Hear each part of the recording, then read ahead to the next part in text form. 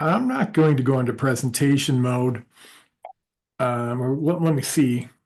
This morning, I was having difficulties with this. Okay, so and let me move everyone's pictures over here. Hello, Aditya. Hello.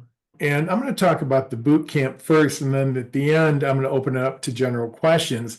So I'm going to go through a slide deck here, and then just from there, jump over to the landing page. It talks a little bit more about the coach. I'm Mark Lauterbach, and for those of you on the recording, I've been a job search coach. It'll be 10 years in February. And a 20-year plus career in supply chain before I exited industry and became a supply chain consultant. Then I bought a recruiting business. I owned an agency recruiting business for 5 years. And I sold that to one of my staff after 5 years of running it very successfully. And I've been coaching for the last 10 years. So I really approached this from a practitioner. As a supply chain transformation expert, I would leave every 3 or 4 years and start at a new company and fix their supply chain. So I've hired over 300 staff, number one. Number two, I actually was a job seeker, in that I was a job seeker 7 times. Once I was laid off, another time I was fired for doing everything right, 5 stealth searches. I hired over 300 people in my transformation life and supply chain. I ran a successful recruiting business for 5 years, and I've been a career coach for the last 10, or specifically focused more on job search, but also career coaching beyond that. That's about 5% of my business, and 95% is job search coaching. And so as we think about the process, really your job search is all about, it's a project plan, right? You're here and you want to get to here, right? And so most job hunters do not have a job search plan. I've asked almost 1,500 people, excuse me, 5,000 people, and only about 1.5% of people actually have a job search plan with with metrics that guide their search, right? And if you don't have a plan, and which has been identified as the number one thing to do to help you succeed in your job search. A lot of people flit around. They'll have a worksheet or they'll have things on their calendar, but week to week, are you planning your time with intention and then improving your plan based on your outcomes? The other thing is to have you need to have your foundation in place. How do you create value in the company, in the positions that you're looking for, position or positions? And how do you build that into your resume, your LinkedIn? The other thing, I'm not showing the statistics here, but the hidden job market, 70% of jobs are never posted, right? And so how do you find those? Only through networking. And the reality is that most people find their jobs through networking. That does not mean, when I say that, you shouldn't be applying online. You shouldn't be working internally to get a referral for positions you see online. And you should also be targeting companies you'd like to work at to get to know the leadership team and your peers in those organizations in order to actively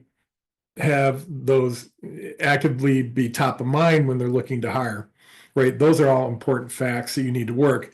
So I like to say, if anyone's ever played craps, you have multiple bets on the table, not knowing which one's going to pay off, right? But you need to have multiple bets. You need to be improving week to week based on the outcomes you have. And so what I've done is, in developing the boot camp, is I really work, it's 7 sessions, and the 8th session is an outcome where you look at how do you keep it rolling, right? So the first is building your foundation. What position or positions do you want and why? And understanding yourself and your value first, unique value proposition, then building that into your personal branding, including your resume, your LinkedIn. And also, in today's world, LinkedIn now, you not only have a great LinkedIn profile, you have to be posting, right? And so LinkedIn now rewards you if you're posting content in your field, right? So if you post something, if you're a leader, you're a manager, director, you're posting something in your field on leadership, or if you're in digital marketing, are you posting about SEO and topics related to that? If you're a business analyst, or if you're a supply chain director, right? What are you doing in your LinkedIn activity to boost your thought leadership? And the thing that they're telling the hiring companies buying LinkedIn Recruiter now is candidates who are actively posting things about their field are better candidates.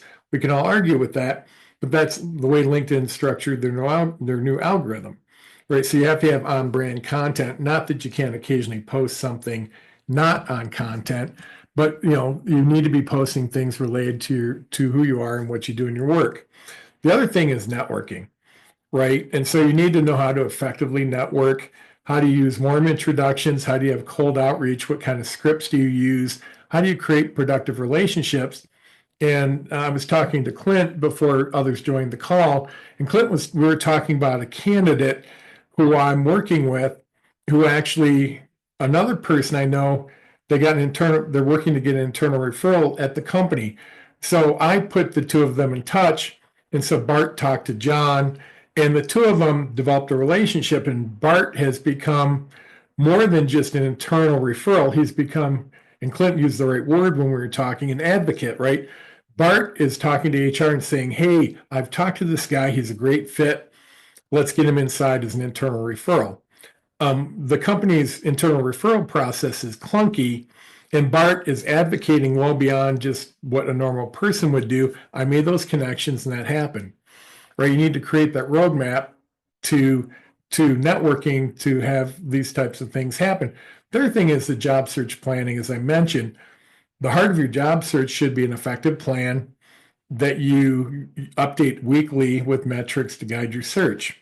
The seventh thing I've really built this out from my earlier boot camps is ethical use of AI, right? How do you use AI in your job search, both tailoring resumes and also for interview preparation, but also how can you create materials that you can use to be very effective in network outreach, scripts, and how do you use AI to make you differentiate yourself?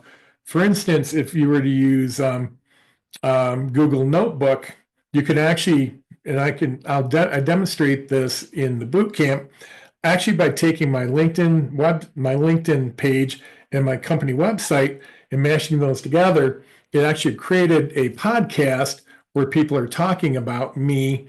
I have a two-party podcast. People talk about me, but think about that differently. What if you had one person talking? So you create materials for you to learn about a company, and you put those materials together in Notebook, and then you actually listen to it. So you have the company structure, maybe the department, key people in the department, the roles, the focus of the organization, all things from the public domain. A large learning model will actually take that information and present it to you. And a great way to prepare for interviews and networking and just learning more about the company is listening versus actually reading, right? I teach people how to do that as part of my ethical use of AI. It's very easy. I also teach all the tools are free. I don't like to pay for anything. I don't think you should have to pay for tools. And there's so many LLMs that you can use that are free, whether it's ChatGPT, Gemini, pick one, right? And that's all part of the program. And as I was just mentioning, thought leadership is what you're doing with LinkedIn, right? You have to showcase your expertise. And the thing is, a lot of people are like, well, Mark, I don't have anything special to say, but the reality is your knowledge of what you do when you're creating a long post or a video or even an article, it's all about credibility. It's about developing a relationship, right? And people in marketing understand you need to have touch points. If someone can see you in a video, they're going to start to build an impression, right? If someone reads something you wrote, they're going to start to develop an impression. And when you're using that to network or using it to interview, you have content that others don't have. The other thing is there's general networking. You go to an event, but what about purposeful networking, like identifying people through LinkedIn and other means that you need to target to talk to at companies you want to work at or industries you want to learn about that maybe you want to participate in? You need to be both serendipitous, networking with people in general, and then also purposeful networking. And that's part of what I teach in the program. And one of the things we talk about when we're creating an effective job search plan is really you need to have, if we look at the bottom, right, and we think about where people are spending time, most people are spending a ton of time applying online. And today in a networking group call, I made a comment. One of the people in the group, Krista, she just talked to someone who had actually applied for 700 jobs. Now, in that, did that person tailor those applications? They're probably actually using an AI bot to do that. But number two, they were upset that they hadn't gotten any interviews out of 700 applications, right? They're spending a ton of time on actually applications. And I would argue if you did 700 in the last 6 weeks, probably a lot of that was done through AI and using bots, paying for a bot to do it. But then you still have to write your resume, CV, a cover letter, upload, go through the system, and do all that work. But if you look at the return on the time, actually on the left-hand side, networking and getting generating referrals for positions actually has a bigger outcome. And if we think about the job search plan, having your strategy and creating credibility online, that's an important part of your search, and you should be investing a significant amount of time. And then actually securing interviews and preparing for interviews is next, right? So we're inversing our time spend, and most people are spending most of their time in the blue and very little time in the orange. Now you need to play with all of this, but understanding how you develop it and you implement it is critical. And I update my materials based on what's working in the marketplace. And so everything that I learned through candidates and clients of mine, I'm constantly updating my materials. So resumes haven't changed nearly as much as networking or the use of AI is changing almost on a weekly basis, which is very unique because I'm very tactical in my execution, right?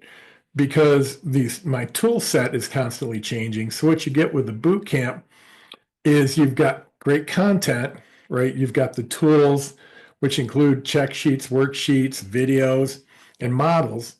Then you have the coaching, my one-on-one time. Then you also have the community, right? The other people going through the boot camp. It becomes like I call it like a killer whale pod, right? You're all going through it together. And so the outcome is created by um, the group. And after the boot camp ends, every group still meets beyond that because not everyone gets a job right away. And eventually some of the groups just end because all the people in the group have a job. Right. But the boot camps continue. And I attend those sessions as often as I can. And those groups meet every week or every other week and until everyone has a position, right? And so that's another important part. You've got your metrics, your strategies, and how do you maintain momentum is through actually working on activities that get results.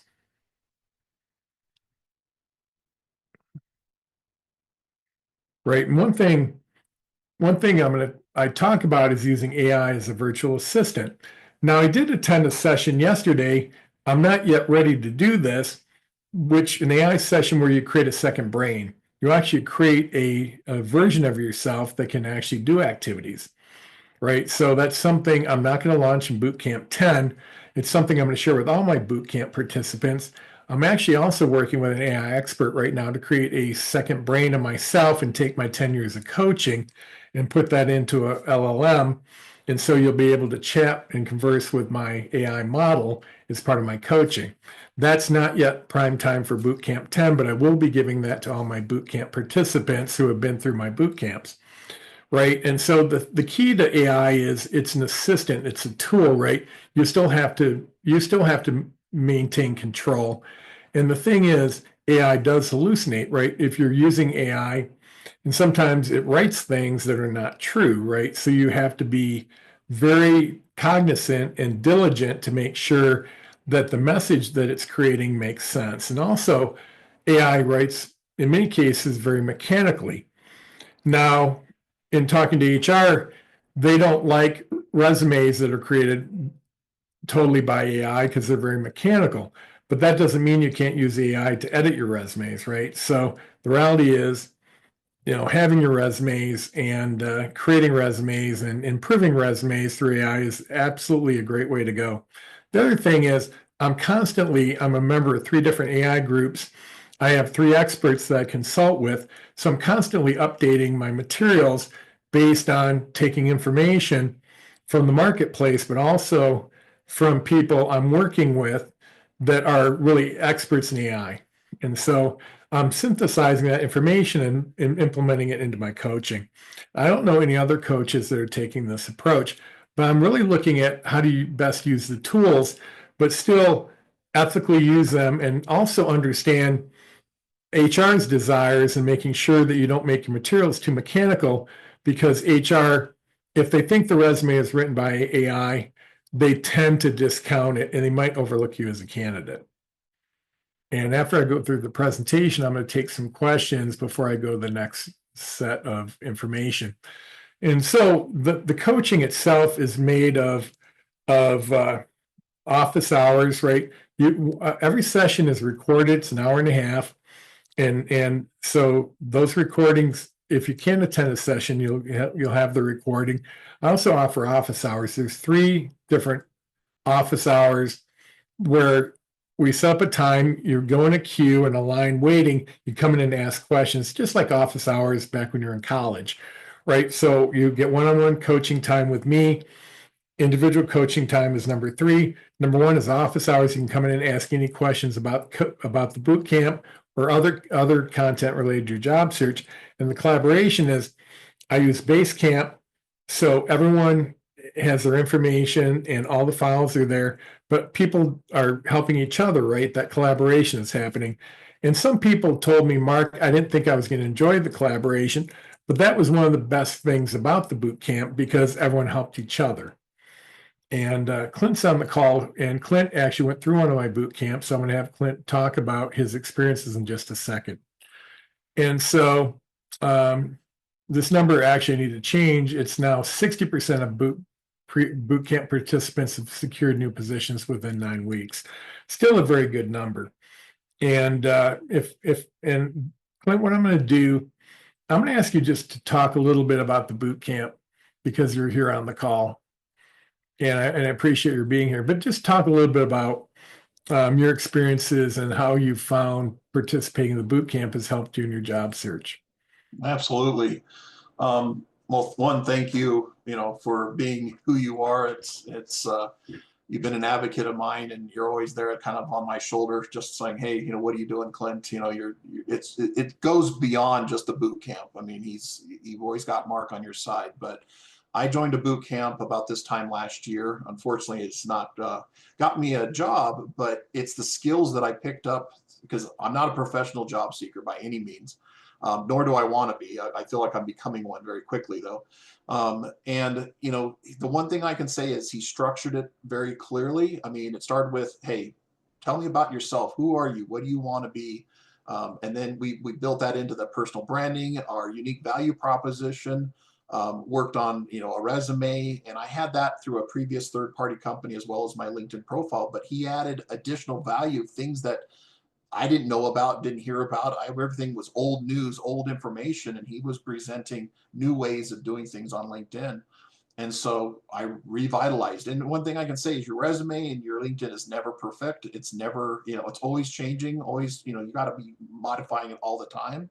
But, you do have a point where good enough is good enough. You don't overstress Mhm. about it. But one of the key things I took from it was the structuring each and every your day. We do that on a daily basis for our personal lives or even at work. But when it comes to the job search, it was like Eureka. I never thought about scheduling my time out effectively. So every Sunday for about 60 minutes or so, I would go through and figure out what am I going to do? How many people I'm going to reach out to? How many cold networks am I going to do? Some of my target companies and what kind of research am I going to do? What networking events am I going to attack? And he made sure it was structured so it wasn't overwhelming you because everybody says, "So how much time do you spend on your job search?" And people are like, "Oh, I spend like 40 hours a week on just job search." Like that's no way you're doing that.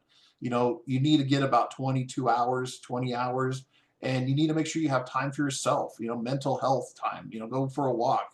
This is an opportunity to go volunteer at places, do something for you. Don't just sit behind your desk focusing on the job search.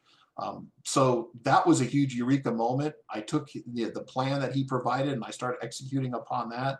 And it gave me a sense of accomplishment, because sometimes you can sit back and think, I didn't get anything done this week. Well, you look at your plan, you go through your plan, I'm like, wow, I actually did more than I thought. And that plan is not hard set in stone. You can get all of a sudden somebody reaching out to you, say, hey, I'd like to network with you tomorrow. Okay, great. And things will adjust and things will change. But I found that all of his, networking tips, I'm not a big person on networking. I was like against it. I was like, I don't know how I'm going to do this. How are you going to cold network? He gives you the tips and tricks and even the scripts to use to reach out to people. And I've had to modify those. It doesn't work for everybody. I've learned through the process that some people in my field, it's kind of like fishing. You can't just throw it out there and start reeling them in real quick. You got to throw it out there. You got to tease them a little bit. And it's just learning ways. And so I've taken those scripts and modified them to what works for me. But it allowed me to start networking more and getting out there more. And I continue. I mean, one thing I can say is, with the accountability group, I lead my accountability group. We still meet to this day. We have 3 people that are still looking for a job. And I run it like a scrum. I ask, what did you do last week? What are you working on this week or into next week? And where are your roadblocks? What are you running into problems? Sometimes it's like, man, I really need somebody to help with a mock interview, or I'm just having a down week, and I've learned that you can't give 100% all the time, but if your best is 20%, then give 100% of 20%. At least you're moving forward. You're going to have those ups and downs, those roller coasters, but that accountability group has been essential. It's that, collaboration and the camaraderie. It's like a family now. I mean, we have somebody that joins us that has a job, and he just joins because he appreciates and wants to be a part of the group and see how everybody is doing and offer any help he can. So I can't say enough about the boot camp and everything about Mark. I mean, between his LPN, the different Q&A sessions that he provides, his one-on-one support, Mark's always willing to give more of himself than, you can ever repay him. I mean, that's the thing. I mean, it's vital to have him in your back pocket. I've reached out to him on last minute. Hey, I feel uncomfortable. I've interviewed hundreds of people, but when I'm in myself, I was like, I'm kind of stuck. I don't know how to respond to something. And he's settled me down. He said, take a deep breath, Clint. Let's walk through this. And it was nice to have him as an advocate on my side. So can't say enough about good things. I'm more than happy to network and chat with anybody if you have additional questions here or after this call.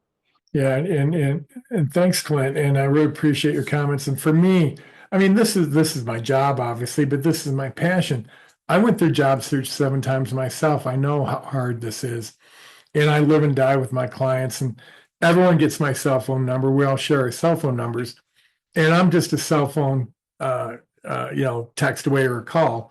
This is my passion business. So, some days I'm working with people on the East Coast. I'm working at 5:30 in the morning.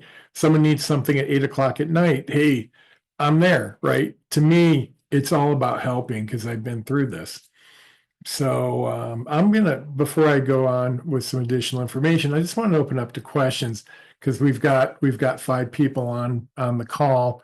And does anyone have any questions about the content or how I approach coaching or anything? I'm gonna take general questions at the end. We'll probably have about 10 or 15 minutes. I've got just a couple more slides. But anyone have a question they'd like to ask? Just a terminology thing, Mark. You've used the term a few times. Ethical AI. What do you mean? I think I know what that means, but can you just kind of elaborate a little bit more? Yeah, because I mean, there's you can be a bad actor. So I mean, the thing is, when I say ethical use of AI, I mean, number one, only using materials that are in the public purview, right? And don't go to the dark web and try and get materials that are not available, which you can do. And I don't know if any of you have spent time on the dark side.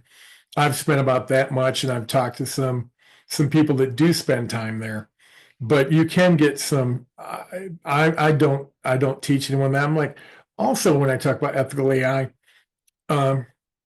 making sure that you're in control, not turning over control of your job search to a third-party agent. You can pay for different bots where they will take control of your whole job search, write your resume, your cover letter, and then it'll send it off to the ether. That's not a good way to go. And I'll tell you, HR is really upset with that because I spoke recently at a SHRM meeting, Society of Human Resource Management. In the last 6 months, they've seen on average the number of applicants have gone up by 50%. And most of those are not qualified, and they can tell a lot of them are coming from AI bots. And I can tell you, I can discern a resume with a high level of confidence that's been written by AI. And it does not sound like a human. It does not sell you the way it should. Does that help, Chuck? Okay. Yeah, no, I'm just want to understand you. Yeah, no, that's a great question.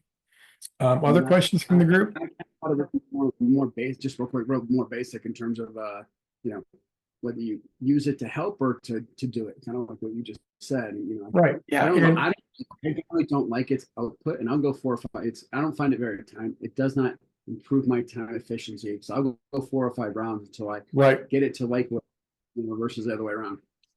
Right. And there's times it's great for thought.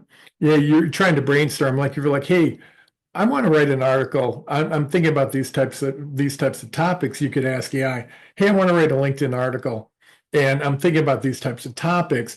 Help me brainstorm other topics within this family. And it's good at pattern recognition, right? So it's good at doing that type of thing. Or you're asking it to dissect the job descriptions. Hey, what are the top 4 responsibilities and the top 9 skills and keywords? And it's really good at that to distill that down and present it. So those are really effective uses of AI that are, I'd put that in ethical, but also smart to use. That distillation is a good way to use it. But still, you still end up sometimes with hallucinations where it's pulling information. You're like, that wasn't in the job description. How the heck did it come up with that? And that's not getting any better anytime soon. Although I do teach a couple different ways by presenting a persona. You tell it, hey, you're an expert resume writer, or you're an expert copywriter, where you can actually channel it because of all the iterations in the model. I have a question, Mark. Carol, yes. When you went and you spoke at that seminar, what type of feeling did you get from the recruiters that say what are maybe 2 or 3 points that really helped them pick a candidate that they thought was applicable to the position? I mean, did they expand on that, or was this more of a? Well, that's a great point, because it hits one of the things I talk about. They said it's better if someone has a combination of features and benefits. Like, okay, you got X number of years of experience, right? Let's say it's director of supply chain, you need to have 10 years of experience, they have 12.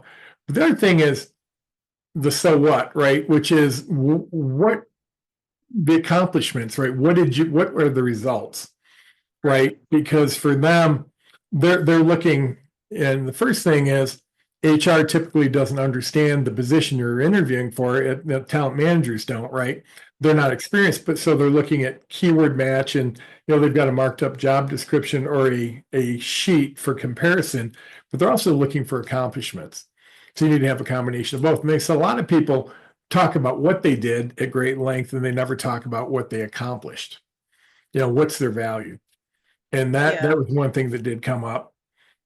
But I was talking about how candidates are using AI. They invited me for that because they had a speaker on how they're using AI. Right. And I got to tell you, the use of AI in ATS systems is not as elaborate as you think. There's over 500 lawsuits across the country for companies that are using AI because it deselects great candidates. And there are a slew of, so that's another side of the dark side is AI does select out, it does become very, what's the right word? It's not unbiased, right? Garbage in, garbage out, right? So if you start with a data set that's very male dominated, and and that's your data set you start with, and then you're as you look at candidates over time, it's gonna take you more to a male dominated candidate pool. Okay. And oftentimes it's screening out women. The big problem is it's screened out women and minorities. Really? Yeah. And so that's a tale as old as time with the use of long before large language models, right? When you're using machine learning, same thing. Thank you. Yep, you're welcome. And so the other thing, let me pull this up as we talk about the boot camp. And I don't know about you guys, but I've got a 31-inch monitor, so I've got about 47 windows open. I don't know if that's a Mark, that's probably a Mark problem. For all of you software engineers, is that the inverse of, is it the inverse of how many windows you have open? Is the That's how I stay organized. Yeah. I use Chrome and I use the tabs and I name each of the tabs groups. Yep. So I'm going to pull this up and share it. And I appreciate everyone being here today, and I appreciate your coming, Clint, to share your thoughts.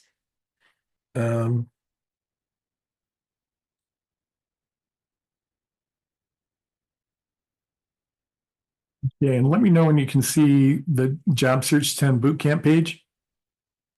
I can see it. Okay, is that up? Yes. Cool. All right, I'm not going to play the video. I played it at LPM, but there is a video that talks about the program. And my goal with the boot camp is to help you get more interviews. So this is taking you through all the steps to get you where you're getting more interviews, right? So your foundation, your marketing materials, your project plan, your networking, your online applications. Let's get you more interviews. That's what this boot camp's designed for. The next step above that is how do you properly prepare and execute interviews? And then how do you negotiate if you should negotiate, right? That's the pinnacle of this. So the goal here is to get you into the mindset and the process of generating more interviews, right? And after that, the next step is actually, proper preparation, execution for interviews. So all the steps I talked about here, right, in the office hours, the collaboration, the personal coaching, the comprehensive training material. Yes, it starts tomorrow afternoon. It's 12:30 to 2 p.m. Mountain, or 2:30. Oh yeah, I need to correct this. 2:30 p.m. to 4 p.m. Eastern, not 2:30 a.m. And there are a couple slots left, right? So there's an opportunity to join. And if I did this coaching one-on-one, it would normally be $1,999 for one-on-one coaching, but I've divided the cost over the participants, so it's only $429. Now the thing, so it automatically takes the discount to $429. One thing you can pay with PayPal or PayPal Pay Later, which is you go through a short approval process, but some people want to finance. I'm not a bank, but through PayPal Pay Later, you go through a short approval process. Then they offer you deferred payment options. It could be 6 months, same as cash, or a 4-pay, or a interest loan. I can't predict it. It's individually based, but you're offered multiple payment options, or you can pay with a credit card or debit card. So I've really tried to make this very affordable for everyone. And and my goal is to help as many people as I can. My thing is, I don't want a long-term relationship with you by charging you by the hour. I want to help you get your next position, and then we maintain a friendship over time. And so the boot camp, and that was just a cookies issue, but it will take it down to $429. Then you have multiple payment options, and once you pay, you will get an automatic notification, and then you'll be added to the boot camp. And so that's really the end of my materials. I'm not a slick sales guy, right? I'm a guy that wants to help people get results. And I just wanted to present here an opportunity for you to ask questions and have the opportunity to see a little bit more of the materials. The last thing I'll do before we go into Q&A is I want to show Clint as an example. And Clint had no idea I was going to do this, but since he showed up on the call. Now, if you look at Clint, and here's Clint's LinkedIn.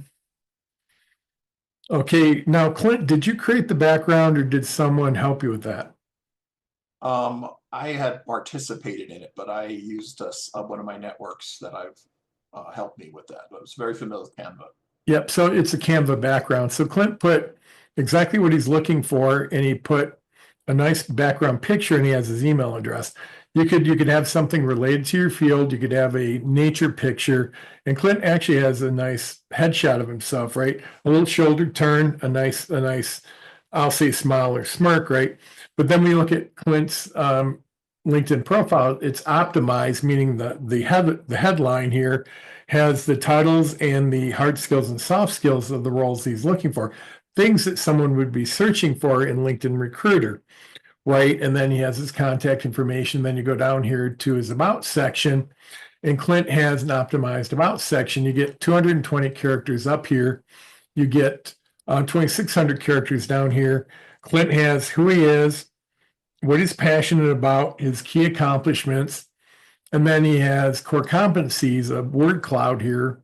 And then he has technical skills, right? If you're in IT, software engineering, different fields, you may have technical skills. Then you always have your contact information at the bottom. So Clint has an optimized profile, but what has Clint done beyond that? Well, Clint wrote an article on leadership. And so I asked Clint the question, what makes you a great leader? Well, Clint wrote an article on leadership. And here, Clint's talking about what makes a great leader: empathy, compassion, understanding, and servant leadership style. This is Clint's definition of leadership. This is Clint's leadership style. Now, Clint, when he's interviewing, can use this because obviously it's in writing, it's validation. Clint can actually use this for his interviews, right? Not only does he describe it, he can say, actually, I wrote an article about this on LinkedIn. He could send them the link, or actually if you're on Zoom, you could actually share it, right, with them during the interview. Everything you do should help you with your outcomes for your interviews and your networking and your moving forward as a candidate, right? These are where I put the pieces together and help these inches get you the winning step to interviews, right? Because there's first place and then there's everyone else, right? So the goal is for you to stand out in a very positive way so other people are not as engaging and they don't look as good. They're not as good because they don't share information, because no one likes to talk about themselves. Is everyone getting the concept of why this is so important? It's not difficult to do. You just have to do it, right? And you just have to put yourself out there a little bit. Now, if you're if you're a data scientist, you can write about something interesting for that. If you're a supply chain person, something interesting there. If you're an SEO expert, write something interesting about the usage of SEO, right? And with that, I'm going to put the link in the chat. I guess I sent that out with a reminder. I don't need to do that. But I'm going to take just general questions, any questions about the boot camp or questions you have about anything related to your job search. So hit me with your best shots. And camp starts tomorrow, right? Yes, it starts tomorrow afternoon, and every session's recorded. Now, tomorrow, if you had to miss a session, I will tell you tomorrow's session, the kickoff, a lot of that's the setup for the next sessions, and there is some pre-work. There's a workbook to read and a video to watch, but tomorrow's the setup for the rest of the sessions. And forgive me if you said this before. How long does the boot camp run for? The boot camp's 8 sessions, and typically it's about 5 weeks. And some weeks we have 1 session, some weeks we have 2 sessions. We established the calendar for the next couple of weeks based on attendees, because sometimes we had people that have part-time jobs. We had people on East Coast, West Coast, in the middle of the country. But with Christmas, I'm thinking it may be maybe 6 weeks. But I try and keep it to 5. You don't run these boot camps concurrently, right? So you'll do this one and then you'll do another one after it, right? Right. I don't run them concurrently today. And I'm probably not going to run another boot camp immediately after this one. I'm probably going to hold off and run the next boot camp, probably not until late February, because normally I start them fairly close together, but I'm thinking I'm not going to do that. because I need, number one, I need a bit of a break. And number two, I'm going to be working on some new content. So I'm going to be taking a break at the end of January and probably a 3 or 4 week break before I start Bootcamp 11. Tammy, you had a question. Sure. Where do you see the biggest pain point for most of your students? Is it identifying opportunities? Is it that, the best marketing of yourself that you can, or is it like closing the deal? Well, I think for that's a complicated question, but yeah, I think for a lot of people, first of all, they don't define their value very well, right? So if I ask someone, what do you do? They can state that pretty well, but I'm like, well, how do you create value at your company when you're doing your job? How do you create value? How do you create positive outcomes? And so as I talk, people talk a lot around that, but then it's like, well, how do you get that crisp, right? How do you describe yourself, and working that into your marketing materials and making sure that you're talking about outcomes, because everyone talks about their features, right? I've got 10 years of experience, so I've done this. Well, how do you create the outcomes, those positive results? What's unique about you? And once people get it, then they sound different. And that's number one. Number two, people flit around like a hummingbird. They're doing a little bit of this and a little bit of that, and a little bit of this, and they're not planning their weeks, right? So, and if I tell you, if you're going to reach out to executives, it takes on average 4 to 5 weeks to get traction. Well, now you have the knowledge, the insight to know I've got to put attention to that before I'm probably going to see very many results.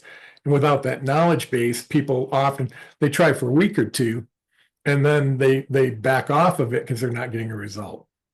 They just didn't know they needed to put more effort in because they don't have the wisdom that I have for all the coaching I do. Is that helpful? I think so. I think, if you don't have that clarity, then it's ready, fire, aim, right? Right. Yeah, and see what I do is I really work because you want to have clarity, right? You want to be clear about your foundation. What position or positions do I want? What do those look like? It's well, let me ask Tammy, what do you do? What position are you looking for? I'm looking for a director of strategy and execution. Sometimes that title is known as a director of transformation or strategy and ops, or Yep. even in some cases, a director of product management. Yep. Okay. So then you're right. You're in a position that has a lot of different titles and maybe a lot of different nuances potentially. So then getting clear about what you want, right? And the scale of that, the scope of work, responsibilities, compensation, culture, and and the reality is starting out with a smaller base is good. You can always build out from that. Most people say, well, I can do this or that or this or that. Where a lot of people in the SaaS world say I can work for any SaaS company. Well, that may be true, but there's a lot of nuance in SaaS, right? Maybe they have experience in fintech and they should start there first, right? But yeah, understanding what you want and why, building out your branding, and then talking to people in companies and organizations that have that need is critical. And that lack of clarity, then you don't have any confidence, right? Once you have clarity, you can develop confidence, and confidence is a key in securing your next position. Most people are not confident. And I think Clint mentioned this when he was talking about himself, because he didn't have a plan. He's going, what did I actually achieve? And then as he did the work, he achieved more. And Clint has gotten interviews, he just hasn't closed because they haven't been the right opportunities.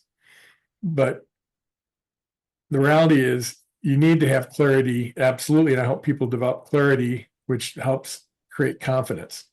And with the right plan, then you're executing. Yeah, just to interject, like, Tammy, I 100% get where you're coming from. And his boot camp kind of provided the tools and the means and structure. I felt like I was going into this job search. I had no idea, not a professional job searcher. And okay, I'm going to build the house today. I'm going to build the roof. Then I'm going to build the walls. It's like, what about the foundation? I didn't have the foundation. And he provided the foundation to build upon that. And then, some of it, I adapted his skills and knowledge and made it my own. And then it's the collaboration with everybody else. That was huge because everybody gave me support and different opinions and suggestions. And it just built from there. But he helped build the foundation and then grew it from that point. And then his constant just being available and asking questions on the cuff, because you get in that kind of stressful point and you just rate, hey, I need help, Mark. And he's always just there to help, provide some suggestions, take a deep breath, and then he'd give you the opportunity to grow and to learn from that and be successful. Mm-hmm. What I'm finding is that there's a lot of well-intentioned but dated or just bad job search advice out there. And there's a ton. And I'm realizing that, a lot of the job search basically sets you up to be an average candidate, and average candidates just don't get hired. They don't get the jobs they really want for the pay they want. And so a very big part of your job search strategy has to be, how you differentiate yourself, how you become memorable, and how you become the solution to that hiring manager's problems. Oh, absolutely, Tammy. I sometimes don't, I sugarcoat it. I teach people how to destroy their competition. My goal is there is no competition. And because that's the way I designed my job search. I mean, I built this for me because I was constantly job searching, right? And I knew every 3 or 4 years I was going to go to a new company. But you're right. And if I pull up my website, I didn't show it this way, but that personal branding and clear objectives, is everyone seeing the value pyramid? Are y'all seeing that? Yep. I mean, that's here, right? It's really knowing who you are and your differentiation and getting that nailed and really hammering that as we talk about LinkedIn, your messaging, and marketing yourself, because you need to differentiate so they don't want to talk to anyone else. And you want the company to fall in love with you, because that's a whole different conversation related to outcomes. And what I do, I'm doing an interview boot camp right now. I do that after every 3 boot camps. I'm teaching people how to destroy the competition, right? Which is the way I do it is you ask great questions, you have conversations. I give people scripts, right? I'm constantly updating my materials. Also, I set up 100 meetings a year, informational meetings, at least 100 a year. This year, I'm gonna top out at 127. I'm doing exactly what I'm teaching you to do because I do it for myself. I'm not teaching you something I don't do myself. There's so many career coaches that really piss me off because they're teaching you stuff that doesn't work. And I know it doesn't work because I'm constantly coaching people. I'm like, that worked 3 months ago, or that worked 6 months ago, or what are you talking about? That doesn't work at all. And I'm so much in the detail because I coach the way I want to be coached. And it's so unusual. I mean, there's some people who are huge coaches that the materials are bullshit. I mean, they're terrible. And I get totally what you're talking about. But out of personal branding, just like I was showing you, go up the value pyramid. But I get it. And the only thing I can say is, and Clint said it too, is I'm different because I spend time in the weeds helping people with processes that actually work. Mark, Adia has a question. Yeah. Yes, Adia. Yes.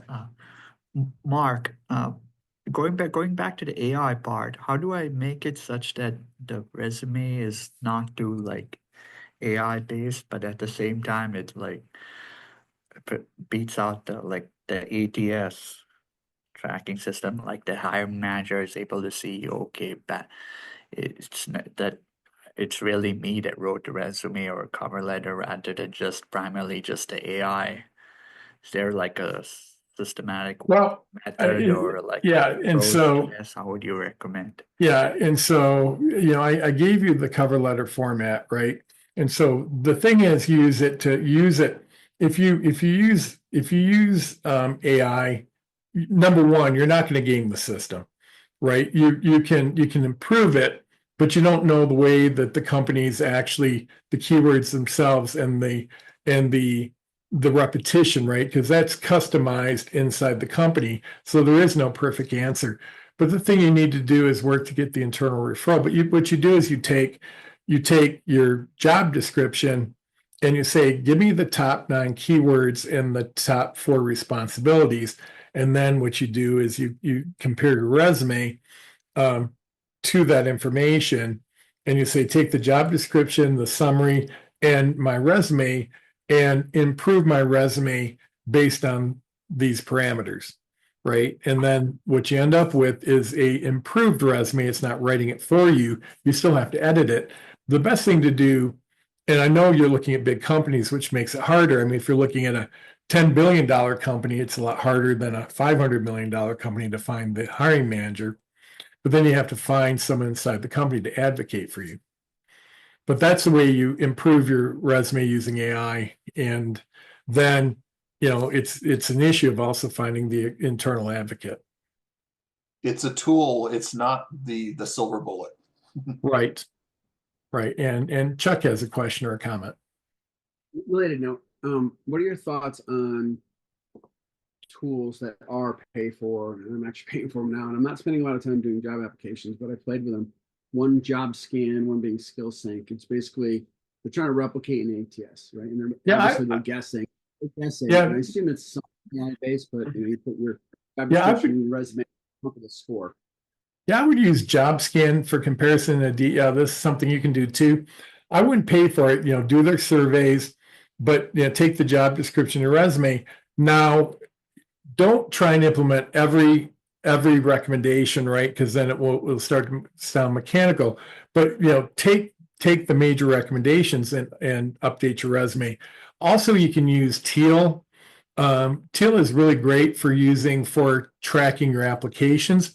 You can also pull from LinkedIn, right? You can pull the job description from LinkedIn or the website into Teal. It's really good at tracking your applications and also your networking. It's specifically designed for that. And Chris Black, I had her demonstrate what's the low-cost marketing CRM system. It's kind of ubiquitous. Bot Hub or HubSpot? HubSpot, the free version of HubSpot is great. And I'm actually 2 weekends from now, I'm actually building out a HubSpot, which I'm going to demonstrate. But HubSpot's a great tool for tracking applications and networking because the fortune's in the follow-up. But using Teal and HubSpot and JobScan is a really great tool. Still one of the originals and one of the best. Yeah. Teal is pretty amazing because one, it's free, but two, the amount of information that it gathers for you and keeps track of. And then plus it has that add-on support where if you're on LinkedIn, you can quickly add it into Teal with just a click of a button. Yeah, and it does have a resume. The resume writer it comes out very mechanical, so I'm not a huge fan. And Abby Mansell, who I coach, she's a big Teal advocate. I've had her talk on it. But the free version of Teal is very effective. Any last? Oh, no, sorry. I see any last questions before we wrap? No, so this next boot camp is more on learning how to advocate with LinkedIn and organize your job search. It's all those steps. It's what do you want, and then building out your LinkedIn, building out your resume, your job search plan, which I have I have a very effective process for that and tool set, and I've actually updated that. And then how do you effectively network? Actually getting down to scripts, right? If you're doing a cold outreach, if you're going to do a warm second level introduction, I give people scripts. We also I didn't mention it in the boot camp, we actually practice. So there's lecture, but there's also a lot of work in the group.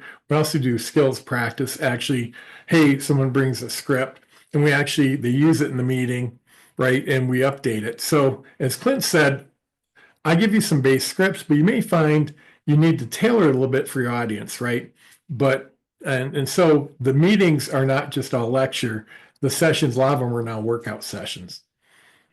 And don't forget about the collaboration and the other people that are there. The Bootcamp platform that Mark uses is great for collaboration. And then, the weekly meetings, there's a lot of discussion that happens and a lot of help. And a lot of people go outside the room and they're like, hey, hey, I want to work on this. Will you work on it with me? There's a lot, and they bring back the results, right? There's a lot of collaboration. I don't talk about the way I probably should, but everyone, they're helping each other in the room. They're also helping each other outside the room, right? They're like, hey, can we get together? Hey, I want to run the script by you. Hey, here's my elevator pitch. Here's my unique value proposition. And we do it in the group too, because you want it to be understood, not just by the experts. There's that version, but what if you're talking to HR or someone that doesn't understand what you do? You need to have different levels of communication, right? Depending on the audience. So that's the whole tool set. Any last questions? Yeah, Mark, are you married? I am divorced. I am blessed. I am blessed that my daughter and son live in town and my grandson's here. And so they're only 15 minutes away. I think I'm blessed. They might say they're cursed. But no, I'm not married at the moment. I was going to say that the hours you keep, if you have all your clients in different time zones, one your outreach, that must be crazy. And I didn't see how any marriage could survive that. Well, we got divorced before I started this, so Okay. yep. Okay. But yeah, I'm not married, and never say never, right? I may get married again. Right. That would require me dating, which I'm not doing at the moment. But yeah, not married. I guess I'm married to my job. But and when people say, "Well, Mark, I don't want to bother you," I'm like, "It's not a bother. It's a blessing. Don't steal my joy, right?" So, which is what I tell people when they're networking. But I really appreciate everyone being here. The link was sent out. If you have any other questions, please let me know. And I hope that some of you join. I know my process works. You do the work and you get back to working. And I appreciate Clint being here today too to support me. And thank you so much, Clint. And again, I'm here to help you get there because I know how difficult this can be, but I've got 10 years of experience. I've helped almost 2,000 people in the last 10 years secure new positions. So everyone have a good afternoon. I'll send a follow-up email and I'll send out the video. And please let me know if you have any other questions. Everyone have a good All right. afternoon. You Thanks, too. Mark. Thank you. Bye, everyone. Bye, guys.